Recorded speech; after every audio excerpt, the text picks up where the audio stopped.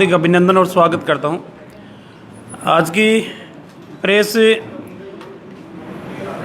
नेता प्रतिपक्ष माननीय गुलाब जी भाई साहब लेंगे और विषय आप सबको सर्वविदित है कि किस तरीके से संवैधानिक संस्थाएं भी एक राजनीति का अखाड़ा बनती हुई दिखाई दे रही है और राजस्थान के अंदर उसी संवैधानिक संस्थाएं की एक प्रतिष्ठा थी, लोगों के अंदर एक छवि थी और लाखों युवा इस आशा और उम्मीद के सहारे रहते हैं कि एक निष्पक्षता के आधार के ऊपर एग्ज़ाम को कंडक्ट कराना और उसके बाद में परिणाम जारी होना।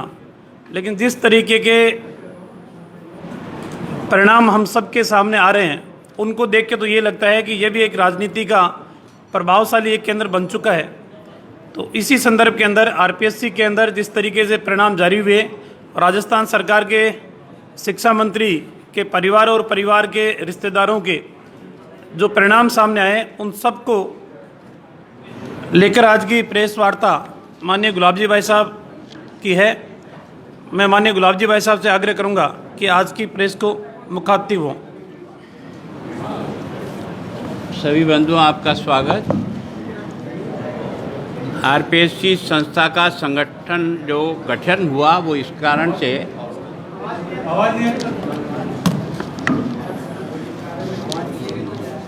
आप सभी का स्वागत। राजस्थान में योग्यतम व्यक्तियों का सिलेक्शन हो, इसके लिए आरपीएससी का गठन किया गया और मैं सोचता हूं कि इस संस्था के द्वारा राजस्थान के लाखों बच्चों का भविष्य इससे जुड़ा हुआ रहता है। इसकी प्रामाणिकता पर लोगों को भरोसा था, लेकिन ये अभी की जो घटना सामने आई, इसको आरपीएससी का चमत्कार कहें या आरपीएससी का भ्रष्टाचार कहें, इसका निर्णय राजस्थान की जनता और आप सब लोग जरूर करें।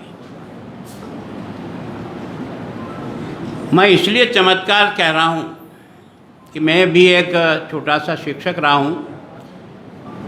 मैंने जो इस अंकों का विश्लेषण किया तो जो इसमें टॉपर जो बालिका है उसका 55-56% नंबर आए हैं पेपर में।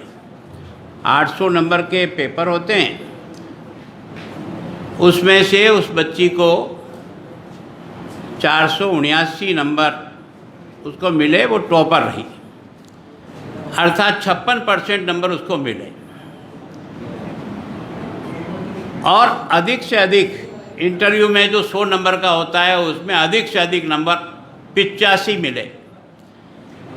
इसका मतलब वास्तव में जो परीक्षा देकर के जो बच्चे को अंक आते हैं उसमें तो राजस्थान का आर्य का रिकॉर्ड बना है 56% का, और इंटरव्यू के माध्यम से जो मदद की जा रही है वो परसेंटेज जा रहा है 85%। इसका मतलब इस व्यवस्था के बारे में फिर से विचार करना चाहिए कि इंटरव्यू को इतना अधिक वेटेज देना क्या इस इंटरव्यू के प्रति, इस व्यवस्था के प्रति ठीक है?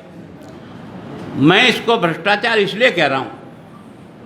चमत्कार तो माना मैंने, लेकिन मुझे चमत्कार से भी ज़्यादा भ्रष्टाचार, क्योंकि अभी कुछ दिन पहले ही आरपीएससी के एक मेंबर के सहयोगी कर्मचारी को 23 लाख की रिश्वतखोरी में ट्रैप हुआ, और वो अभी भी का है, कोई बहुत पुराना मामला नहीं है। इसका मतलब आरपीएससी में अंक देने के लिए भी पैसे लगते हैं, ये इस बात को प्रमाणित कर रही है।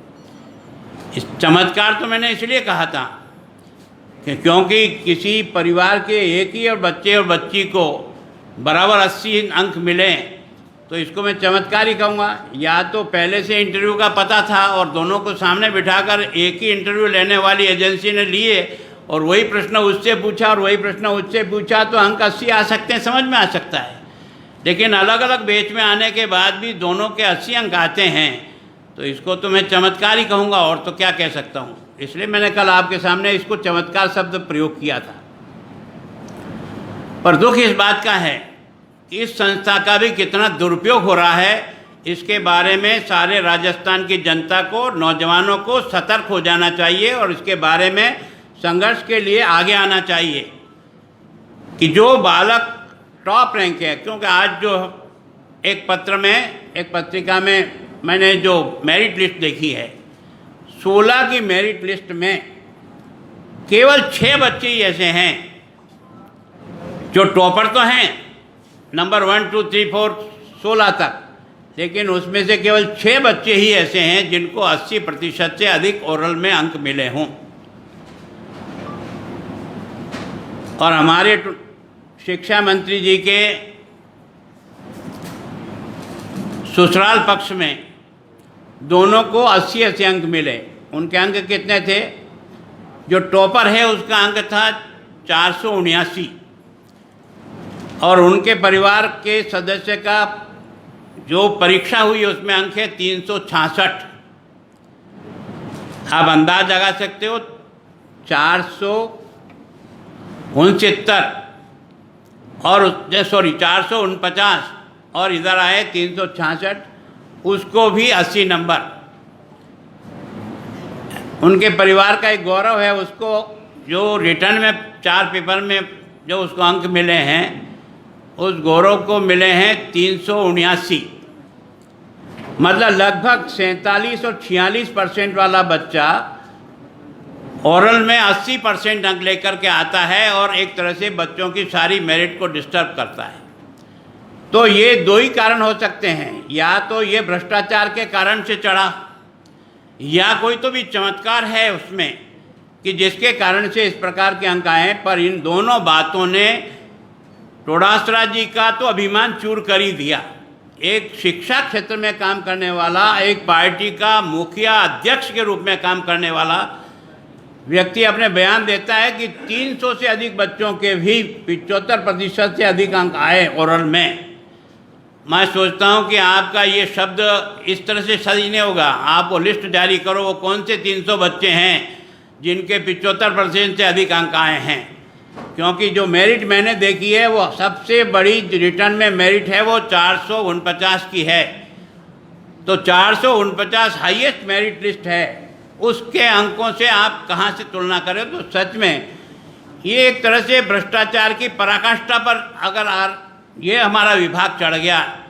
मैंने कल एक बात बड़े दुखी मन से कहे थे, मेरा जो अधिकारी, जो पुलिस का अधिकारी भूपेंद्र यादव जो मेरे विभाग में, मैं निश्चित रूप से उसकी ईमानदारी और उसके काम के बारे में प्रशंसक रहा हूँ, लेकिन अब की बार की इस घटना ने मुझे भी संदेह में खड़ा कर दिया है कि एक आरपीएससी का हेड और उसके रहते हुए अगर उसके डिपार्टमेंट में पैसे लेकर अंक बढ़ाने के लिए कोई आदमी ट्रैप हो गया और उसके बाद भी उसके बाद नींद नहीं खुलती है और इस प्रकार के परिणाम आकर राजस्थान के उन सब बच्चों के भविष्य को अंधकार में डालने का जो प्रयत्न हुआ है वह वास्तव में बहुत ही घृणित, दुखे है। और इसलिए मैं मांग करता हूं, अगर मुख्यमंत्री मेरी बात सुने तो डोटासरा जी को एक बार मुक्त कर दे, इस प्रकरण की जांच कराएं और जांच करने के बाद अगर ये निर्दोष पाया जाए तो उसको दोबारा बना दे, मुझे कोई एतराज नहीं।